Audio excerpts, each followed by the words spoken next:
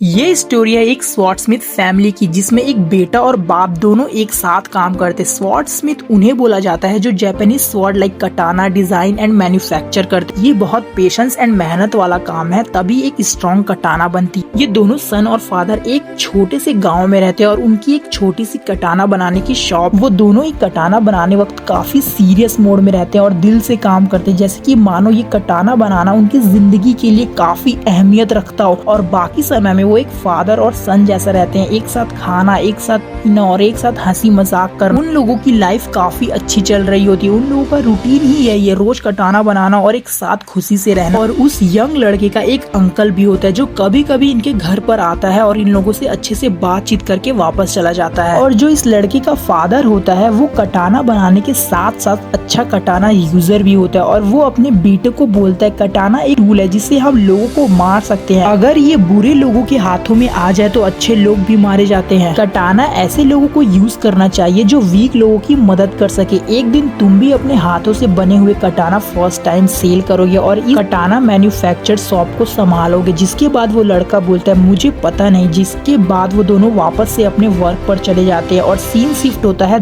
30 month later, जहाँ पर एक गैंग कुछ लोगों को पकड़कर टॉर्चर कर रहे थे, जिसमें से 4 लोग मर चुके थे और लास्ट वाले से कुछ इंफॉर्मेशन पूछ रहे थे और वो नहीं बताता है तो उसे भी टॉर्चर करते हैं। और इसी बीच एक सॉर्सरर आ जाता है, मैजिक से उसे न्यूक्लियर प्लांट में जकड़ लेता है और वो सॉर्सरर वहीं से गायब हो जाता है। और एक दूसरे सीन में वो स्वॉर्डस्मिथ का बेटा अपने अंकल के साथ किसी शहर में आया था किसी को ढूंढने, और हम देखते हैं कि इस शहर में खून खराबा काफी ज्यादा बढ़ चुका है। कोई भी किसी को मारकर ऐसे ब्रिज पर लटका देता है। जिसके बाद स्वॉर्डस्मिथ का बेटा अपने अंकल को बोलता है मुझे वहाँ लेके चलो जिन्होंने ये काम किया है, और वो लोग वहाँ पहुँच जाते हैं और तुरंत मारना स्टार्ट कर देते हैं सभी को। और सीन शिफ्ट होता है जहाँ पर गैंगस्टर लोग अभी भी उस लड़के को टॉर्चर कर रहे हैं। तभी गेट पर नॉक नॉक की आवाज आती है और उन गैंगस्टर में से एक गेट खोलने के लिए आगे बढ़ता है और वहाँ जैसे ही दरवाजा खोलता है वहीं से चिहिरो रोकुहिरा अटैक करके उसका हाथ काट देता है। और दूसरे ही सीन में हमें पता चलता है चिहिरो रोकुहिरा कोई नॉर्मल कटाना यूजर नहीं है और चिहिरो जो हमारा मेन कैरेक्टर है वो उन गैंगस्टर के सामने अकेला खड़ा होता है। जिसके तुरंत बाद ही गैंगस्टर के लोग चिहिरो के ऊपर अटैक कर देते हैं। और जैसा कि मैंने बोला था चिहिरो इज नॉट अ नॉर्मल कटाना यूजर। और यहाँ हमें पता चलता है जो चिहिरो के फादर होते हैं वो कटाना बनाने वक्त उसमें सॉर्सरी यूज करते थे, जिसकी वजह से उस कटाना में स्पेशल पावर्स होते थे। और इस टाइप के कटाना को हम एन्चेंटेड ब्लेड भी बोलते हैं। जिसके बाद चिहिरो एक वर्ड बोलता है एंटेन, और उस तलवार में से कुछ बड़े बड़े मछली बाहर निकलते हैं और एयर में फ्लोट करने लगते हैं। फिर चिहिरो सिर्फ एक अटैक करता है जिससे वहाँ खड़े सारे लोग मारे जाते हैं सिर्फ एक वार से। जिसके बाद चिहिरो उन गैंगस्टर के लीडर से पूछता है कहाँ है वो सॉर्सरर, मुझे उन सभी को काटना है। जिसके तुरंत बाद ही वो लीडर अजीब हरकतें करने लगता है। उसके शरीर से काफी सारे टेंटिकल स्पीड में बाहर निकलते हैं, लेकिन चिहिरो उन सभी टेंटिकल्स को कट करके बच जाता है और मिस्टर सीबा उस लड़के को टेलीपोर्ट करके बाहर लेके चल जाते हैं। इसी वजह से वहाँ पर किसी की भी जान नहीं जा। और ये लीडर के साथ इस वजह से हुआ था क्योंकि जो सॉर्सरर था वो इस लीडर के ऊपर स्पेल कर दिया था। फिर वो लोग वहाँ से सीधे टोक्यो जाते। जिसके बाद सीन शिफ्ट होता है चिहिरो के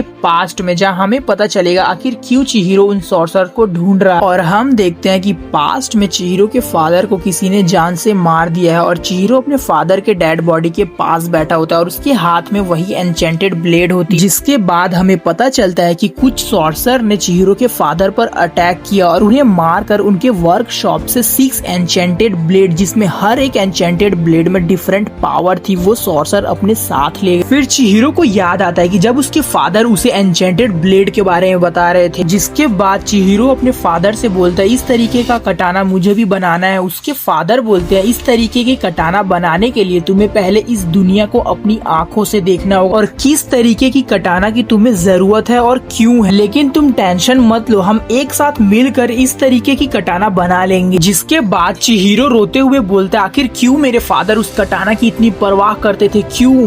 जिसके बाद वो बोलते हैं मैं उन सभी को ढूंढ कर काट दूंगा। और सीन शिफ्ट होता है प्रेजेंट टाइम में, जहाँ पर वो लोग टोक्यो पहुंच चुके और चिहिरो किसी सोच में पड़ जाता है। जिसके बाद वो हिनाओ नाम की लड़की के पास जाते हैं जो उन्हें सॉर्सरर के बारे में इंफॉर्मेशन देती है। लेकिन उसी जगह पर एक छोटी सी बच्ची जिसका नाम चार है, जिसके पीछे कुछ लोग पड़े हैं। चार के मदर फादर भी मर चुके हैं और चिहिरो चार को अपने साथ रख लेता है और उसे खाना खिलाता है। और तभी उस रेस्टोरेंट में एक आदमी एंटर करता है और चिहिरो चार से कुछ पूछ रहा होता है। उन किडनैपर्स के बारे में जो उस दिन तुम्हारे पीछे पड़े। और जो आदमी रेस्टोरेंट में आया था उसकी बहस हो जाती है वहाँ के वेटर से, और वो आदमी उस वेटर के नेक में चॉपस्टिक घुसा के उसे मार देता है। और उतने में ही चिहिरो पूछता है तुम कौन हो, और वो आदमी वहीं पर एक बॉम्ब फेंक देता है जिससे एक ब्लास्ट होता है और चिहिरो काफी दूर फेंकाता है और वो आदमी चार को पकड़ लेता है। और ये वही आदमी है जो चार के पीछे पड़ा था। जिसके बाद वो आदमी बोलता है मुझे बस ये छोटी लड़की चाहिए, मुझे तुमसे कोई लेना देना नहीं है। फिर चिहिरो सोचता है पहले मुझे चार को बचाना होगा, उसके बाद मैं पता करूंगा क्या इस आदमी का एन्चेंटेड ब्लेड से कोई कनेक्शन है या नहीं। जिसके तुरंत बाद ही चिहिरो एक फ्लाइंग स्लैश मारता है उस आदमी के ऊपर और वो आदमी बचने के चक्कर में चार को छोड़ देता है और मिस्टर शिबा चार को पकड़ के टेलीपोर्ट हो जाती है कार के अंदर। और चार पूछती है ये अभी क्या हुआ। मिस्टर शिबा बोलते हैं हम बस अपने जगह से फ्लिप्ड हुए हैं, रुको क्या तुम्हें अजीब नहीं लग रहा। चार बोलती है नहीं। फिर शिबा बोलते हैं कोई ताजुब की बात नहीं है कि वो सॉर्सर तुम्हारे पीछे पड़े हैं। फिर चार बोलती क्या ये सॉर्सरी है। शिबा बोलते यस। चार बोलती है मुझे भी सीखना है सॉर्सरी। मिस्टर शिबा बोलते तुम सीख सकती हो, ये एक स्पिरिट एनर्जी, एक power sorcery, basically life force होता है जो सारे ह्यूमन के अंदर होता है, तुम्हारे अंदर भी है। और सीन शिफ्ट होता है चिहिरो के पास जहाँ पर वो आदमी चिहिरो को बोलता है मैं सिर्फ एक बार कहूँगा वो बच्ची मेरे हवाले कर दो। चिहिरो बोलता है sorry I have my own priorities और उसे ब्लेड से वही गोल्ड फिश बाहर निकलती है। और चार उसे देख कर बोलते ये तो गोल्ड फिश है। मिस्टर शिबा बोलते जो भी वर्ड तुम यूज करते वो बहुत ज्यादा ताकतवर होते हैं। ये जो एन्चेंटेड ब्लेड है वो स्पिरिट एनर्जी को बढ़ाता है जो कि किसी भी इंसान के अंदर होता है, लेकिन ये करने के लिए एक इंसान को काफी ज्यादा कंसंट्रेशन करना पड़ता है और ये चीज ह्यूमन बॉडी ज्यादा देर तक नहीं कर सकती। लेकिन अगर एक बार ये बाहर आ जाए तो ये एक शेप ले लेती। तो तुम ये भी कह सकती हो कि जो ये गोल्ड फिश है वो एक पावरफुल एनर्जी है जो किसी भी एक अकेले सॉर्सरर की तुलना में काफी ज्यादा पावरफुल है। फिर वो सॉर्सरर बोलता है ये तो स्पिरिट एनर्जी से बने ऑब्जेक्ट भी क्रिएट कर सकता है, वो भी अपनी बॉडी के बाहर, बिल्कुल मेरी तरह। मुझे यकीन नहीं हो रहा, ये तो एक स्पिरिट एनर्जी, ये एन्चेंटेड ब्लेड। अच्छा तो यहाँ पर एक और है। जिसके बाद चिहिरो बोलता है एक और। फिर वो सॉर्सरर बोलता है हाँ ये एक स्पेशल स्पिरिट एनर्जी है जो सिर्फ एन्चेंटेड ब्लेड के पास होती है। मैंने कभी सोचा नहीं था कि मैं एक और देखूंगा, अब मेरे पास एक अपॉर्चुनिटी है एक एन्चेंटेड ब्लेड वाले से फाइट करने की। जिसके बाद चिहिरो बोलता है कहाँ है बाकी स्वॉर्ड। फिर सॉर्सरर बोलता है अच्छा क्वेश्चन पूछा, तुम्हें लगता है तुम मुझे क्वेश्चन पूछने से पहले खत्म कर दो। ये ताकत वो है जिसने बड़े बड़े वॉर खत्म कर दी। अगर सिर्फ ये यही कर सकता है इसका मतलब ये ज्यादा अलग नहीं है एक आम सॉर्सरर से। मैं उस बच्ची को सेंस कर पा रहा हूँ, वो यहीं कहीं आसपास है। फिर वो सॉर्सरर चिल्ला के बोलता है तुम सुन रही हो लड़की, तुमने मुझे इस सिचुएशन में डाला है। ध्यान से देखो क्या होता है जब तुम किसी से मदद मांगती हो, हमेशा ऐसे ही लोग बुरे तरीके से मारे जाते तुम्हें बचाने की वजह से, जैसे तुम्हारी माँ ने किया था। फिर शिबा बोलता है मुझे पता नहीं तुम्हारे साथ क्या हुआ है लेकिन टेंशन मत लो, बस बैठी रहो। फिर वो सॉर्सरर बोलता है अब देखो शायद इस बच्चे के मरने के बाद तुम्हें याद आएगा कि कैसे तुम्हारी मॉम ने तुम्हें बचाने के चक्कर में खुद कितनी बुरी तरीके से तड़प तड़प कर मरी। याद करो तुम्हारी मॉम बेवजह मारी गई है और तुम कभी मत भूलना तुम अकेली हो। फिर चिहिरो बोलता है बस अब तुम बहुत बोल चुके, हम क्वेश्चन तुमसे बाद में पूछ लेंगे। और चिहिरो उसके सारे अटैक को ब्लॉक करके अपना अटैक करता है। और वो सॉर्सरर बोलता है ये तो अपनी पूरी ताकत भी नहीं लगा रहा है, एक और फ्लाइंग स्लैश कोई बात नहीं। और फिर वो सॉर्सरर चिहिरो को रस्सी से बांध कर उस पर पीछे से बॉम्ब फेंकता है और ब्लास्ट होता है और बोलता है ये मेरा मूव था। फिर मिस्टर शिबा बोलते हैं जो आका की पावर है ये सिर्फ डिफेंस के लिए नहीं, ये उसकी ओनरशिप को एब्जॉर्ब और सीज कर देता है। अब तुम देख सकती हो क्यों मैंने तुमसे बोला था बस आराम से बैठी रहो। और यहाँ पर चिहिरो उस सॉर्सरर को डिफीट कर देता है उसके ही अटैक से। जिसके बाद चार बोलती है ये तो काफी खूबसूरत था, तुम मुझे बचाने के काबिल। फिर चिहिरो बोलता है मुझे लगा तुम बस एक घूमने वाली लड़की हो। तो उसे अचानक याद आता है कि चार अकेली, लेकिन मेरा एक